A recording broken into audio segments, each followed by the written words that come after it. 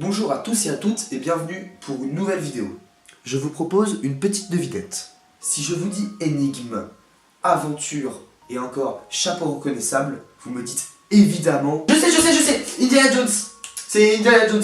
Voilà, non c'est pas, c'est Indiana Jones. On va parler de Layton. Yes, c'est Indiana Jones. Non, on va parler de Layton. Vous savez que c'était Indiana Jones. C'est forcément Indiana Jones. Ça ne pouvait être que Indiana Jones. On va parler de Layton. Indiana Jones. Ah.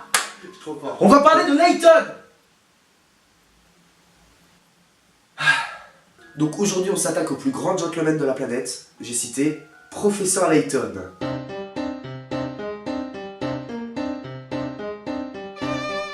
Tout d'abord, qu'est-ce que le Professeur Layton? Professeur Layton est une série de jeux vidéo sortis sur DS, 3DS et 2DS. Les jeux Professeur Layton sont des point and click, c'est-à-dire que si on appuie sur un élément, il affiche une bulle ou une action. Ça marche bien. Et sa grande particularité, c'est la grande mise en avant des énigmes. Mais aujourd'hui, on va parler du meilleur Professeur Layton à mes yeux, c'est-à-dire Professeur Layton et le destin perdu.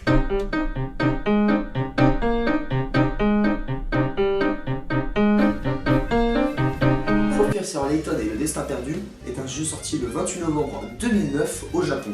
Et il est sorti en Europe le 22 octobre 2010.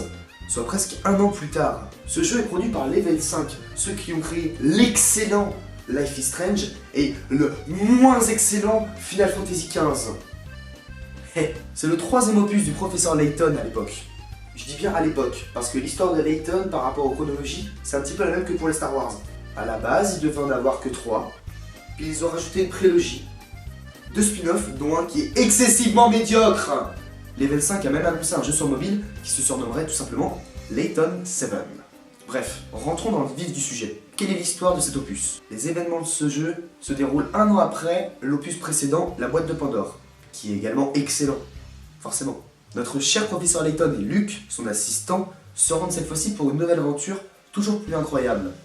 En effet, Herschel Layton reçoit une lettre de son acolyte, Luke, mais pourtant elle est datée de 10 ans dans le futur.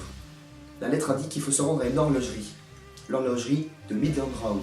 Le professeur Layton et Luke se rendent donc pour une histoire incroyable, magnifique, toujours accompagné du commissaire Shelby et de son acolyte Barton.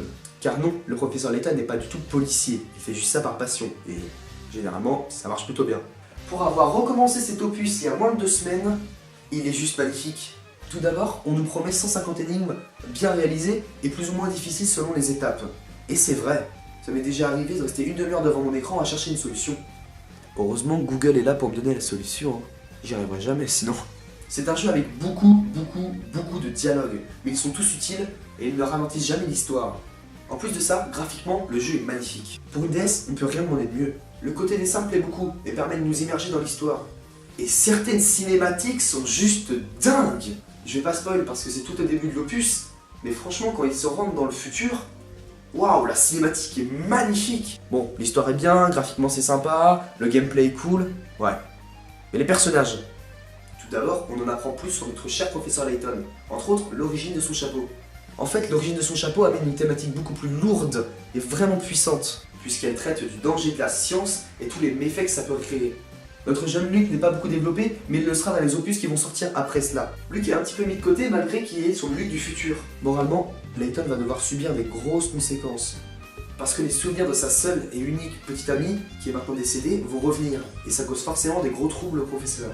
Bon, ça c'est les 2 personnages principaux. Mais on a aussi le commissaire Shelby et Barton, son assistant, qui sont inutiles. Arrêtez! Level 5, arrêtez. Ils sont assez inutiles et c'est dommage parce que dans les 2 premiers opus, ils sont assez présents. Dans les 2 premiers opus, on avait quand même l'amateurisme contre la police, les populations locales contre tout ce qui va être État et gouvernement. Je trouvais ce parallèle assez sympathique. Mais bon, après on a plein d'autres personnages dont je vais pas vous développer. On a Flora, Don Paolo, on a plein de personnages vraiment sympathiques et super développés avec un bon background.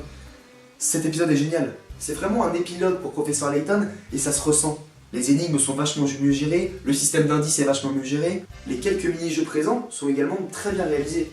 Et graphiquement, on n'a pas un Layton en 3D totalement dégueulasse. T'es pas beau. Pourquoi t'as fait ça? T'es pas beau, arrête de faire des animations là. N'ayant pas de 3DS, ça fait vraiment très peu de temps que j'ai pu jouer à la prélogie de Layton, et je peux donc dire quel est mon épisode préféré. Bon déjà c'est pas celui-ci. Hein, parce que ce crossover est raté. Ça ne fonctionne pas. Il n'y a pas d'énigme. Donc tu ne mets pas Professeur Layton dans le titre. Tu pues. Je suis désolé, je suis désolé, tu pues. J'avoue que dans l'ordre de mes épisodes préférés, j'ai La Boîte de Pandore et Le Destin Perdu. Donc honnêtement, si vous n'avez pas joué à ces jeux, foncez. Et vous n'êtes pas obligé d'avoir fait l'épisode 1, L'étrange village, pour comprendre tout le reste. Mais si vous voulez vraiment être touché à la fin de cet opus, faut mieux tous les faire. Ah, et par rapport à la prélogie, elle est aussi bien que l'épisode 1. Ce qui est déjà pas mal. Layton reste et restera une icône. Et encore, en Europe, c'est pas grand chose. Mais au Japon, c'est réellement une star. Les Japonais sont vachement mieux privilégiés que nous. Ils ont quand même 2 jeux Layton rien que pour mobile et un jeu sur DS rien que pour eux, qui a jamais été traduit, même en anglais. J'ai cherché. Et évidemment, si vous n'avez pas de DS, il y a des émulateurs pour ça. Je vous conseille très fortement Drastic. Il est payant, mais une version démo existe et c'est vraiment le meilleur pour tout ce qui va être sauvegarde et optimisation tout simplement du jeu. Il est temps de conclure en 6 mots. Ce jeu est bien. Vraiment bien. J'espère que cet épisode t'aura plu. J'en suis encore au balbutiement de ce concept, donc n'hésitez pas à me donner des idées en commentaire. Et pour tous ceux qui m'ont donné les témoignages pour la vidéo sur la drogue, ne vous inquiétez pas, elle arrive très bientôt. N'hésitez pas à regarder tous les réseaux sociaux pour être informé et pouvoir me parler de sujets qui vous intéresseraient. Et désormais, les billets de retard sortiront toutes les 2 semaines, le dimanche à 20 h. Si cette vidéo vous a plu, laissez un pouce vert. Si elle ne vous a pas plu, n'hésitez pas à le dire non plus. Et la semaine prochaine, on se retrouve pour une série de jeux vidéo qui a marqué l'histoire et qui s'est aussi décliné en dessin animé. Mais bon, je ne donne pas plus d'indices. Bye!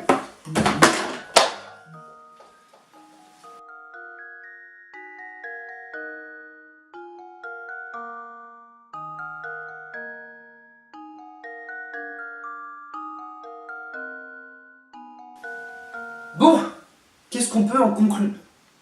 Bon, on va conclure en 3 mots. Il est grand temps de conclure en 4 mots. Ce jeu est bien.